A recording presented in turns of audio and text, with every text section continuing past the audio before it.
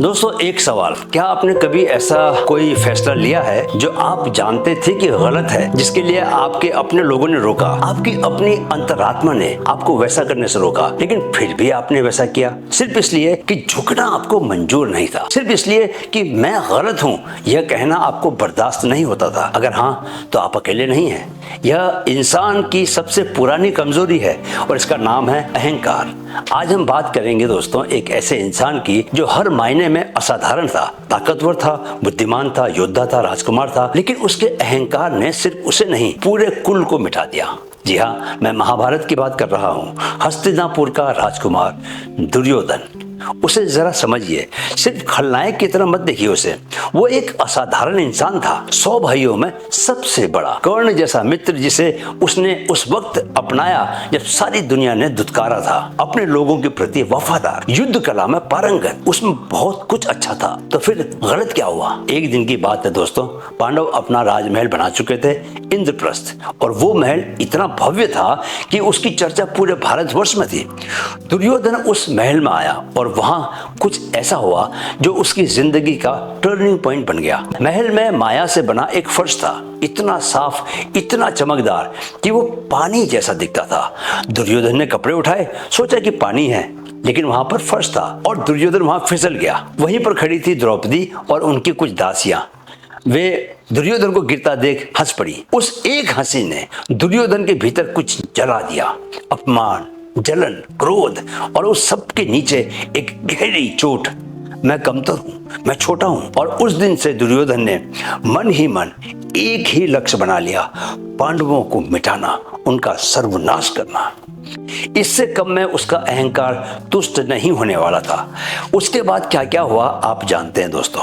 चौसर का खेल हुआ, द्रौपदी का चीरहरण हुआ, पांडवों का वनवास हुआ। हर मोड़ पर किसी न किसी ने दुर्योधन को रोका। पितामह भीष्म ने कहा रुको, द्रोणाचार्य ने कहा यह अधर्म है, विदुर ने कहा यह राज्य का अंत होगा, राष्ट्र ने अपने पुत्र को बार बार समझाया, और श्री कृष्ण महाभारत युद्ध से पहले खुद भगवान शांति दूत बनकर हस्तिनापुर आए। सिर्फ 5 गांव मांगे, सिर्फ 5, पूरे राज्य में से सिर्फ 5 गांव। दुर्योधन ने कहा सुई की नोक के बराबर जमीन भी नहीं दूंगा, और फिर उसने कृष्ण को बंदी बनाने की कोशिश की, खुद स्वयं भगवान को बंदी। यह अहंकार की पराकाष्ठा थी।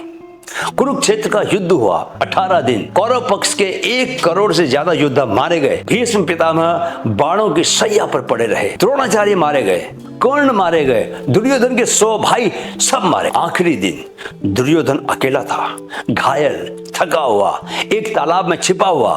भीम ने उसे ललकारा, और उस आखिरी युद्ध में जब दुर्योधन नीचे गिरा, उसके मुंह से पछतावे का एक भी शब्द नहीं निकला। अहंकार अंत तक बना रहा। अब रुकते हैं दोस्तों। वेदांत इस पूरी कहानी को एक शब्द में समेटता है, अहंकार।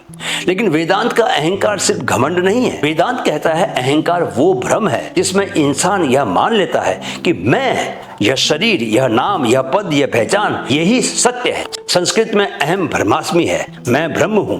यह वेदांत का सर्वोच्च सत्य है, यह वेदांत का सर्वोच्च सत्य है। लेकिन जब इंसान इसे उल्टा जीता है, जब वो यह कहता है कि मैं सिर्फ यह नाम हूं, मैं अहंकार हूं, तो वह खुद को ब्रह्म से काट लेता है। और जो ब्रह्म से कटा वो सत्य से कटा, और जो सत्य से कटा उसका पतन तय है। भगवत गीता में श्री कृष्ण कहते हैं त्रिविधम नरक स्वेदम द्वारम नाश नमात्मनः कामः क्रोधस्तथा लोभस्त समाधे त्रयम त्यजेत। गीता 16वां अध्याय 21वां श्लोक। नरक के 3 द्वार हैं, काम, क्रोध और लोभ। दुर्योधन में तीनों थे। काम, राज्य पाने की लालसा, क्रोध, द्रौपदी और उसकी सखियों की उस हंसी पर, लोभ, जो मिला उससे ज्यादा पाने की तमन्ना, और इन तीनों की जड़ में अहंकार छिपा हुआ। मैं सर्वश्रेष्ठ हूं, मुझे कोई नहीं रोक सकता, मैं नहीं झुकूंगा। लेकिन वेदांत यहाँ एक और गहरी बात कहता है। दुर्योधन का दोष सिर्फ अहंकार नहीं था, उसका असली दोष था अपनी गलती देखने की क्षमता का न होना। संस्कृत में इसे कहते हैं विवेक का अभाव। विवेक यानी कि सही और गलत में फर्क करने की शक्ति।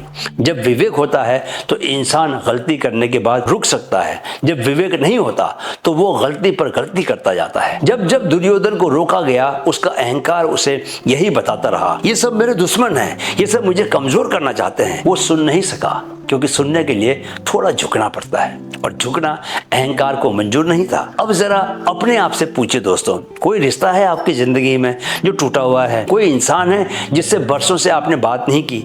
कोई माफी है जो आप मांग सकते थे लेकिन आपने नहीं मांगी? क्यों नहीं मांगी? मैं ही क्यों पहला कदम उठाऊं? इतने साल बाद अब क्या फर्क पड़ता है? अगर आप ऐसा सोचते हैं तो यह भी अहंकार है। यह दुर्योधन वाला वही जवाब है, बस छोटे स्केल पर। वेदांत कहता है अहंकार को मारना नहीं है, समझना है।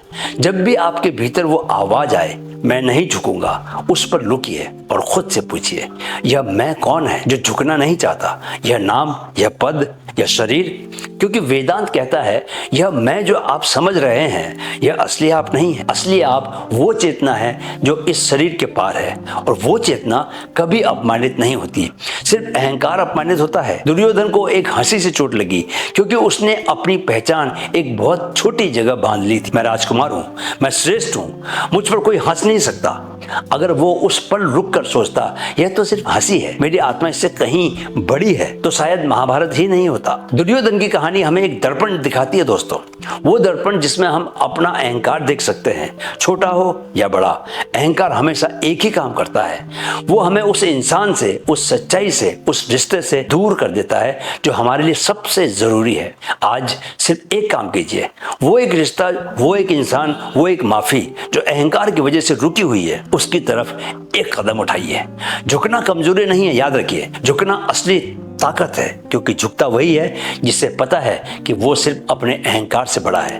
यही तो वेदांत। जय श्री कृष्णा। मिलते हैं अगले हफ्ते, जुड़े रहें।